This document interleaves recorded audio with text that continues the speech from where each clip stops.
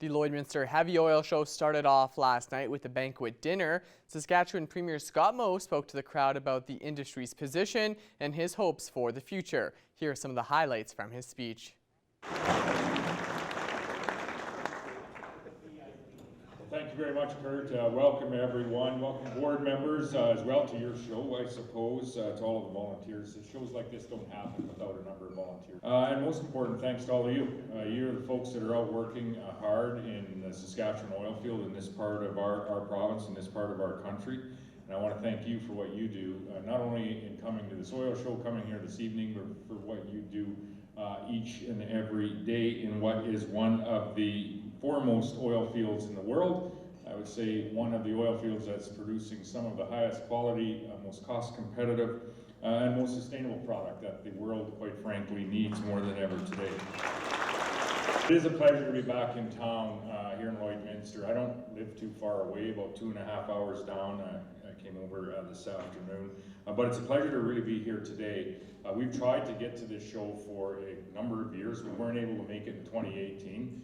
We don't want to talk about 2020, but it certainly is great for us to be here, not just myself, but the entire cabinet to be here now, at a time when this industry across Canada, what's left of it after the federal government is trying to annihilate it, but this industry is in very much a strengthening position. The numbers are strong in community after community, including Lloydminster across this province, and most certainly the most notable increase in numbers is in the energy industry, which is bouncing back after, as I said, a very challenging and difficult time. Right now, more than ever, the world needs the product that you produce each and every day, the product that you produce as you go to work each and every day, and that is Saskatchewan Canadian clean, sustainable energy that is produced right here at home.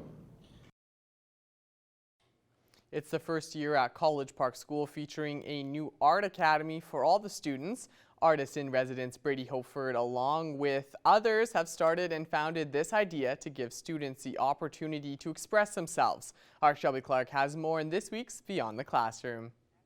The concept for this art academy was worked on for a couple of years before now bringing it into College Park School. It was a need for allowing students to see creativity or being able to express themselves in a safe space. I'm going to quote Gertrude Stein, and she says that the subject matter of art is life as it actually is, but the function of art is to make life better. And that's what we're doing here, is to give these kids the creative confidence, the creative skills to go out into the world with what they've learned. Students are able to practice and enjoy trying any type of art style in a safe and healthy environment. They appreciated having a professional artist come to their school and give them guidance on something they love doing.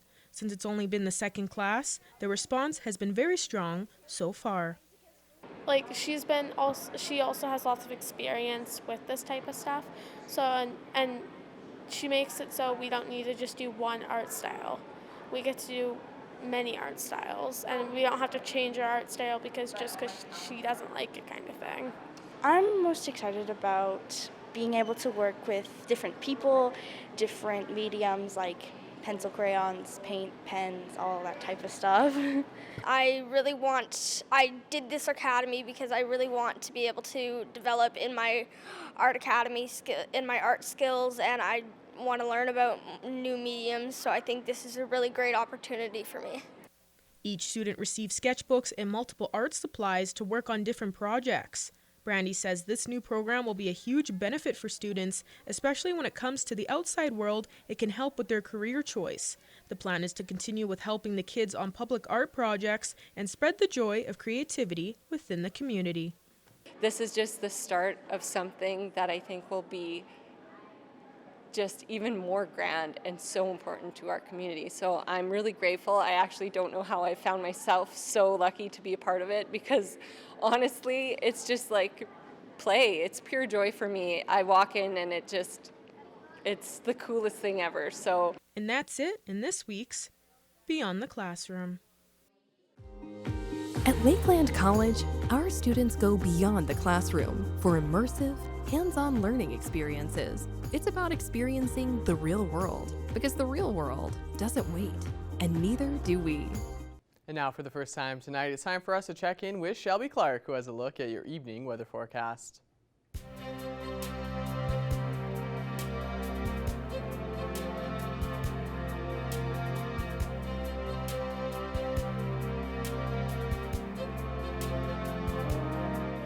Thank you so much, Mr. J. Smacky. Yes, now taking a first look at your weather forecast here in the border city.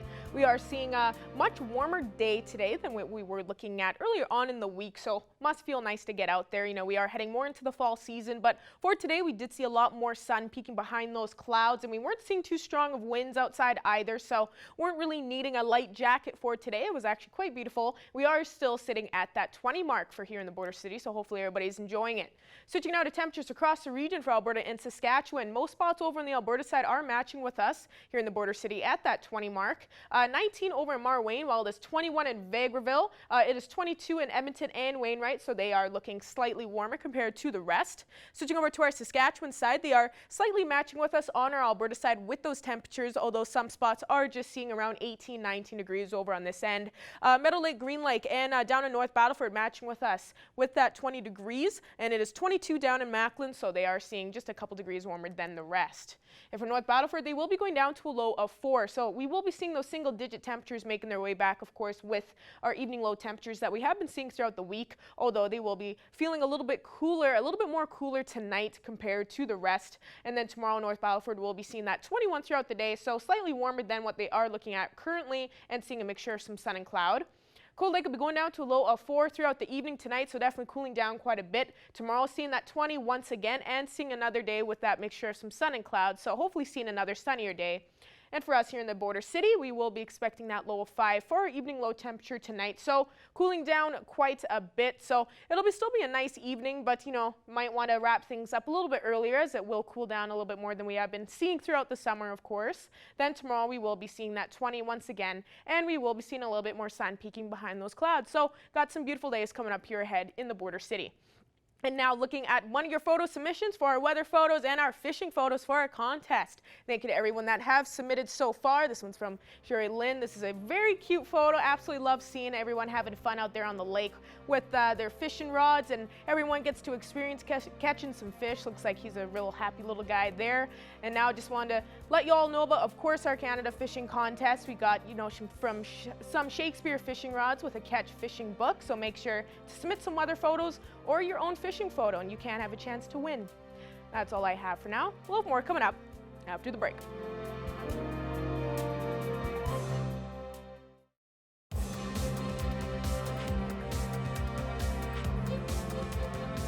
The Lakeland Wrestlers Athletic Clubs have been a part of the Alberta Colleges Athletic Conference for many years now, but another team from the green and yellow is getting set to join the league for the first time ever. Our Adil Ahmed has the story.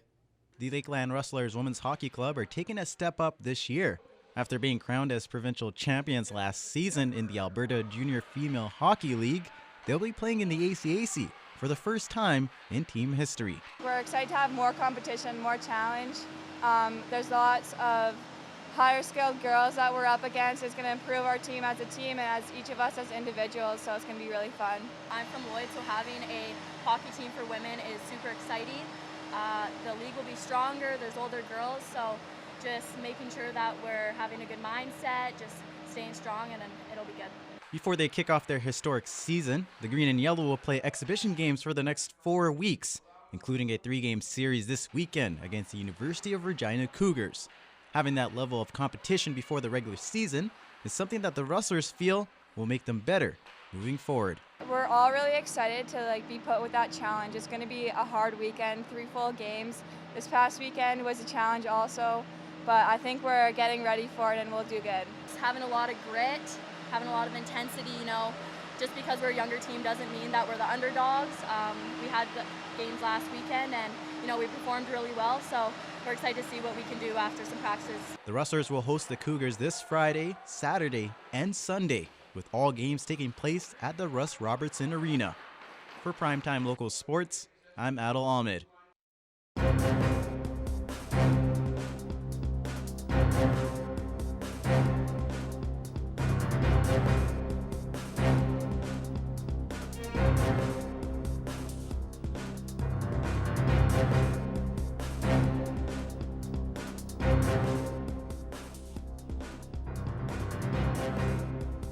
honoring the memory of Her late Majesty Queen Elizabeth II, and I'm joined today here with local resident Dr. Jill Lakins. It's great to be talking with you today.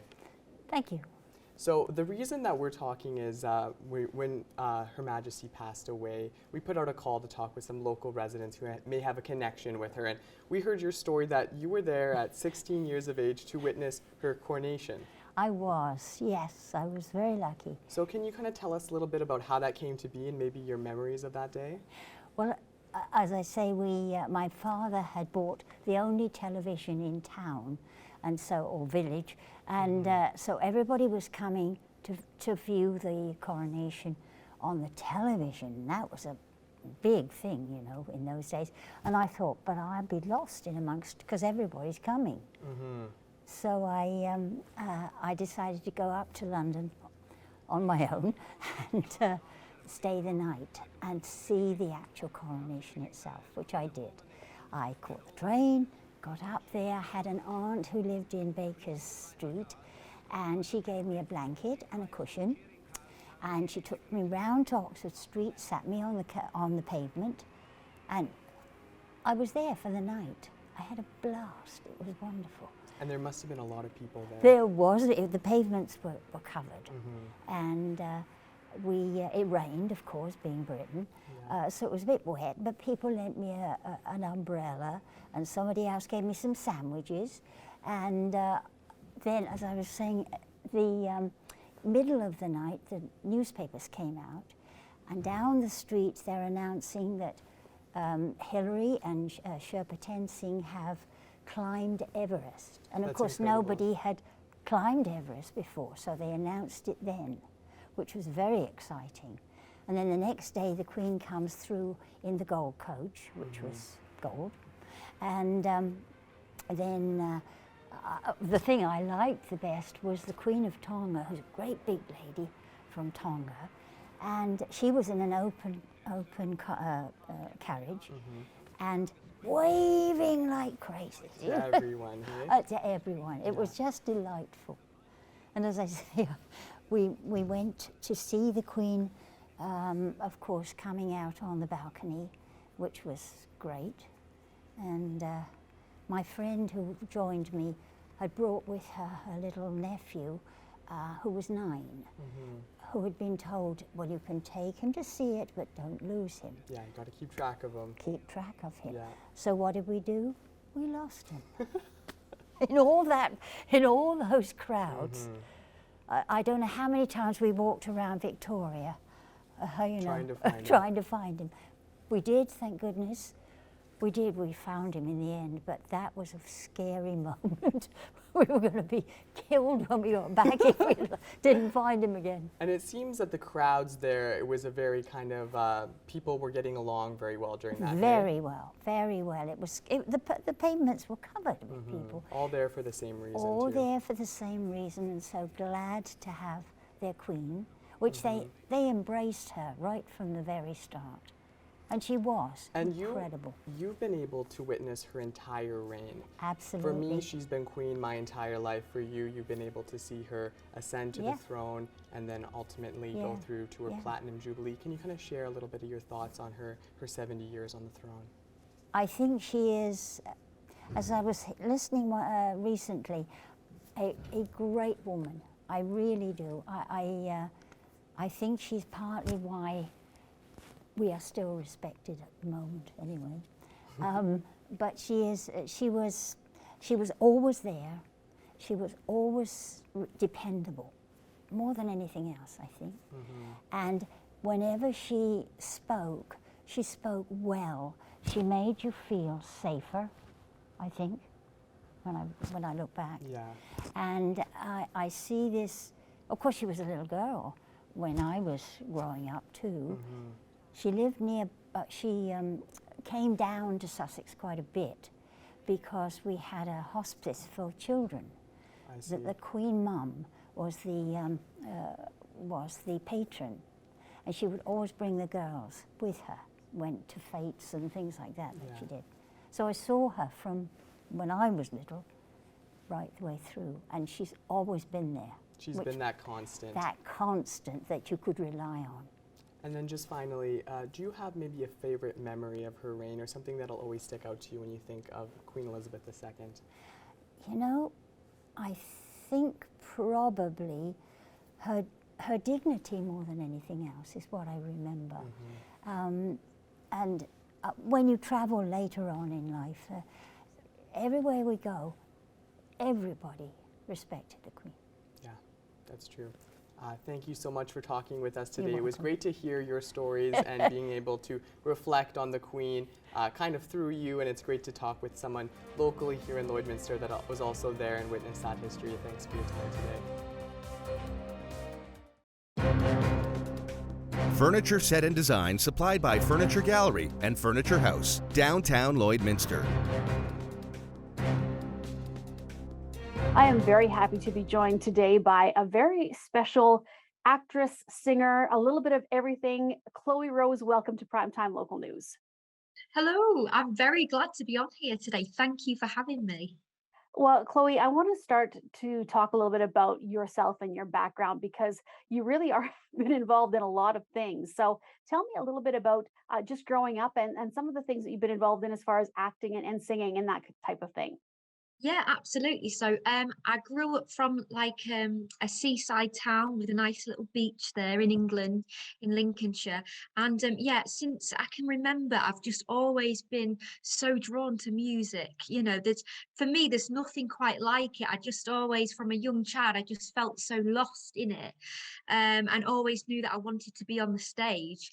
And yeah, it all started really being a young girl, and this will sound very hilarious and you'll think what, but it's literally started on the karaoke when I was very young, and I was abroad and the whole room went quiet, the whole room went silent, and I was obsessed with Celine Dion at the time.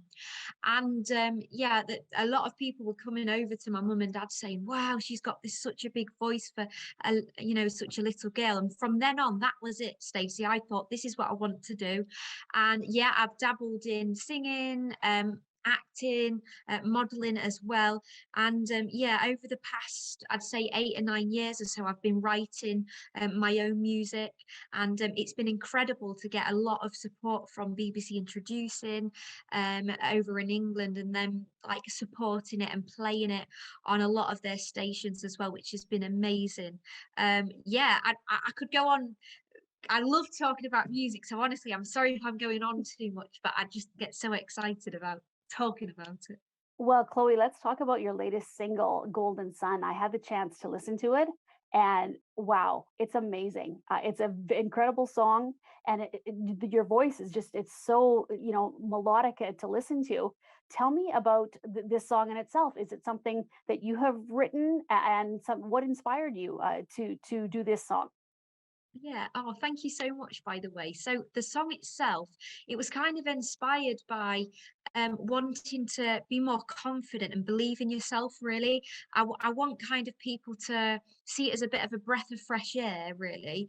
And yeah, I started writing it about 2 or 3 months ago because I work quite closely with a friend of mine called Harry, and we co-write a lot of the music. And I sort of got this vibe of, oh, I wanted something that was really uplifting, that was going to inspire people to think, you know what, I'm going to get myself out there, I'm going to show who I really am, and yeah, just celebrate who you are, because at the end of the day, we're all unique. We've all got our own talents, whatever that may be. I mean, and Mickey's told me as well, my publicist, that you're incredible at what you do as well, and that's your talent and that's your gift, and it should be celebrated, and we should, don't be afraid to put yourself out there. And that's basically what the song's about. So it's sort of stepping out into the golden sun. Sounds very corny, but it's a good thing. So yeah, that's what it's about, and bringing yourself into this new chapter. So Well, and I see the video is going to be coming out this Friday. When it comes yes. to the process of videos, are videos still really important to artists to include when you release a song as well?